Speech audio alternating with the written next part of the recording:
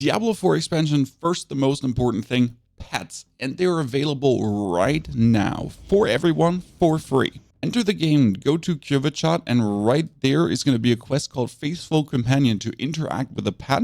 And after petting it in the wardrobe, you can then choose from your different pets. That will give you the basic dog for free. And if you pre-ordered anything, you might be getting some of the different ones. And I have to say I like that tiny snow tiger the most. The pets are picking up everything. Adam confirmed it: gold, herbs, ores, gem fragments, crafting materials, forgotten souls, obols, and cinders. Apart from items and boss materials, more or less everything is just being straight up soaked up and you don't even have to care about it, especially it does it extremely fast. So that you don't have to like stand there and wait. Nah, while you're fighting, it's already being vacuumed up. Now the expansion is already being released on the 8th of October, and the new class will be Spiritborn, which gets a giant reveal on the 18th of July, but they already said it in their words. The Spiritborn is an apex predator made for the jungle. If we're looking closely at the picture right now, it does look like some kind of shaman. I mean, we have boar tusks here, there's tiger, gigantic glaive halberd, maybe something like a witch doctor interacting with spirits, because, well,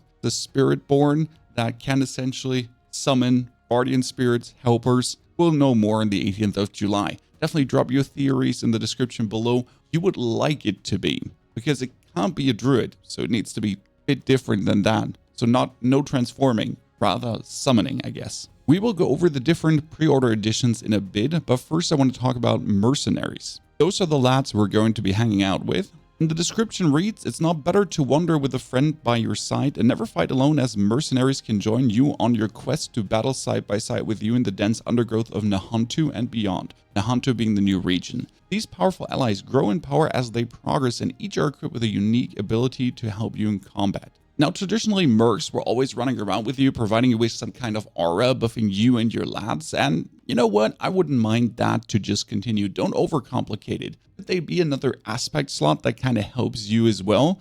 Well, that gives Barbarian then 5 aspect slots. I mean, we have this old Barbarian kind of crone on the right side here, but I think she looks more like a shaman than a barbarian. This is a defender from the Sandy Lands. Kind of reminds me of Act 2 of Diablo 2 a little bit. And then we have this little boy up front who's a goat. No, that's not even goat feet. That's dragon feet with goat demon horn. He looks great. I want him. Definitely the mage companion. And back there is another Spiritborn-esque, Amazonian, whatever. I mean, this is looking great, but I'll definitely get the tiny boy because he looks so funny. Or whatever the lizard goat in the goddamn hell is. If someone knows mythology-wise, tell me in the comments, please. Now let's talk about the different editions, price points, and which one is probably worth it to get, because there is a lot. Now, sad thing up front, you're not getting the super cool tiger mount if you're buying the base edition. You gotta buy already a further edition. Now, the base edition is only 40 bucks though. That's very good. And you essentially get the bonus Snow Leopard pet and a Diablo Mortal Gem, where the Diablo Mortal Gem is obviously useless. And it's kind of a little bit tone deaf, because why give us an Immortal Gem when we are playing the PC game? Now that being said, what does the 60 bucks edition have to offer? And that's where you're already getting the cat with the armor, 2 pets, a cool new skin, and 1 premium battle pass token. So you're essentially saving yourself the cost of getting the battle pass if you don't have the platinum for it. I guess with the cost of the battle pass and essentially 20 bucks more, that's for free kinda. And then we have the $89.99, the super edition, where you essentially get everything. The Nahantu themed portal, the skins, the angel wings, all the different pets, the battle pass token with a cat, but also 3,000 platinum. And if I check going prices for 3,000 platinum, that would be $25.99. So let's apply some gaming math. By pre-ordering the 90 bucks edition, I get 25 bucks because 3,000 platinum. I get a battle pass token. So I'm essentially buying the full edition for the price of the standard edition, which makes it basically for free. Now, obviously, we do have the new region, Nahantu, and the storyline continues with Mephisto going absolutely bonkers. There's an interesting mention of a new PvE endgame co-op activity. Lurking within the shadows lies your next great challenge, filled with powerful tribulations and promising rewards. First of its kind to Diablo, this dungeon will require eager warriors to team up and take down various perils together. I would really hope for some rogue-like challenge where you go up, get buffs, go get buffs, go get buffs, because it fits in the ARPG genre kind of nicely, and then go like deeper, or progress through Honor Londo or whatever that town is.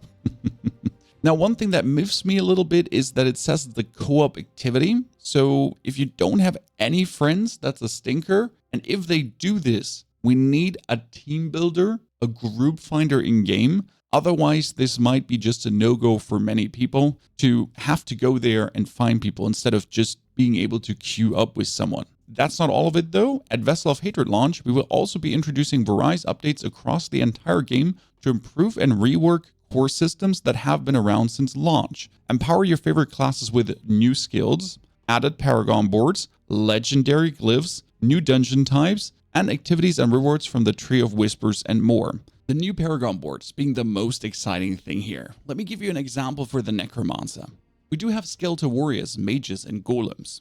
And right now, if you're looking at the Paragon board, there is one overall minion board, the cult leader board, where a little bit of mage and a little bit of warriors in. But then you have the whole golem board, which is only the dude, right? Everything is about him. So already with new Paragon boards coming, we could be adding a complete mage board. We could be adding a complete warrior board. There could even be a new summon coming. I mean, we have 1, 2, 3. Who says we can't have 4 and 5? Where's my spear-wielding skeletons? I'd like to have them, but that's not it. We don't really have a single board for Corpse Explosion. Sure, we do have some boards that interact with corpses, like the Scent of Death, where some corpses are there for more damage. Or if you consume corpses, you do more damage. But there's nothing like for Corpse Explosion itself. Because right now, to turn Corpse Explosion into a shadow skill, that's under skills. But why isn't there a full Corpse Explosion shadow board, a Corpse Explosion blood board, a Corpse Explosion physical? I mean, hell, Bone Spear has his whole own board, but Bone Spirit does not have a board. I might be dreaming, but I wouldn't mind if each skill had their corresponding, like if we had 20 different Paragon boards to choose from to truly customize our character. Because right now we might be having 9 different ones, but we always take the same 7 because they have some convenient nodes like the Bone Graft board here in every build for the Tenacity Glyph. I just want more freedom and fun. And as it comes down to new skills, there's one thing I would really wish for the game the most, and that is give us more branching options. Because right now I can make my Blight go for slow, and then I can make my Blight do bonus damage for me and my minions. But what if we had 2 more options afterwards, right?